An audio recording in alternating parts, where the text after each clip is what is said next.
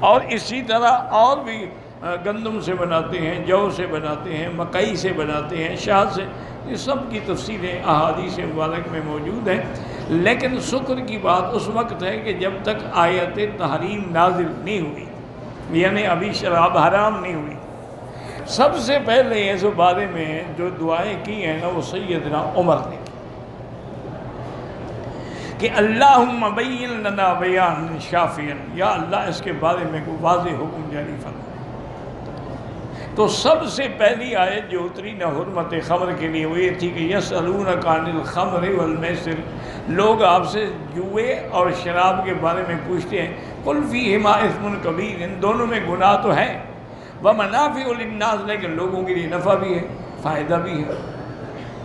تو کچھ لوگ تو اس سے بھی رک گئے کہ اسم کبیر دعا کیا نا کہ اس میں بڑا گناہ ہے، لیکن حضرت عمر نے پھر اللہ کے آگے دعا کی کہ اللہم بینہ لنا بیانا واضحا، یا اللہ اس سے بھی اور بڑا واضح بیان نازل فرما کہ لوگ اس میں مصیبت پہ مبتلا ہو رہے ہیں۔ تو پھر یہ دوسری آیت نازل ہوئی کہ یا ایھا الذین آمنوا لا تقربوا الصلاۃ وانتم سکارا، ایمان والو جب نشہ ہو تو نماز کے قریب نہ جاؤ، کیونکہ نشے کی حالت میں تمہیں پتہ بھی نہیں ہوگا کہ کیا پڑھا رہے ہیں۔ ایک دفعہ ایک امام صاحب نشے میں تھے، پڑھا رہے تھے، جب انہوں نے 4 رکعتوں کی بجائے 5 رکعتیں پڑھا دی، پھر سلام پھر کہنے لگے اور بڑھاؤں، پتہ ہی نہیں میں 4 پڑھائی ہیں ہمارے 5 پڑھائی ہیں۔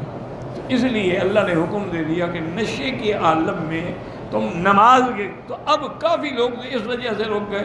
کہ بھئی اگر ہم عصر سے پہلے پئیں گے تو عصر بھی گئی، مغرب بھی گئی، عشاء بھی گئی، تو لہذا کافی لوگ جو تھے، اللہ کی حکمت تھی کہ اللہ تدریجاً منع فرما رہے تھے تاکہ لوگ آہستہ آہستہ چھوڑنے کے عادی ہو جائیں۔ اب حضرت عمر نے پھر رو رو کے دعائیں کی کہ اللہم بینہ لنا بیانا واضحا، یا اللہ اور حکم جاری فرمائے۔ تو اب آخری آیت نازل ہوئی یسألونک عن الخمر والمیسر قل فی یسألون انما الخمر والمیسر، اللہ نے حکم دیا کہ جوا ہے یا اس کے بعد شراب ہے، اور اس کے یہ چیزیں جو ہیں یہ نجس ہیں، پلید ہیں، اس سے بچ جاؤ، فانتہو، اس کو چھوڑو اور اس سے رک جاؤ۔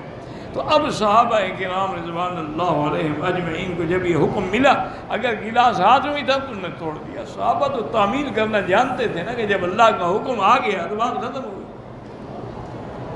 انما الخمر والمیسر والازلام رجس من عمل الشیطان فاجتنبوہ لعلکم تفلحون۔ تو صحابہ نے کہا انتہینا، پھر اب شراب مستقل حرام ہو گئی، اور حضور نے پھر وضاحت بھی فرما دی کہ کل مسکر حرام،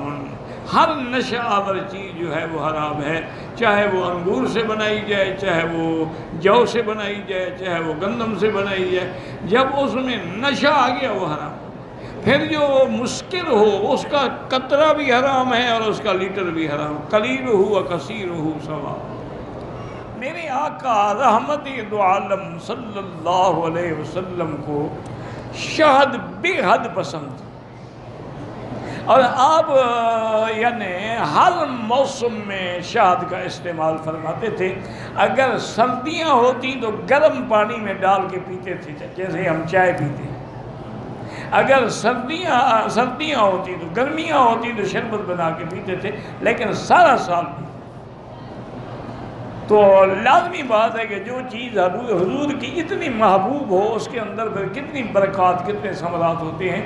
بڑے بڑے اطباء نے جیسے جالینوس ہے، بقرات ہے، زکریا رازی ہے، بڑے بڑے لوگوں نے لکھا ہے کہ اگر کوئی آدمی مستقل طور پہ اسی سنت پہ عمل کرے کہ سردیوں میں گرم پانی میں پیے اور گرمیوں میں شربت بنا کے پیے تو انشاءاللہ اس کو کوئی بیماری بھی قریب نہیں ہے۔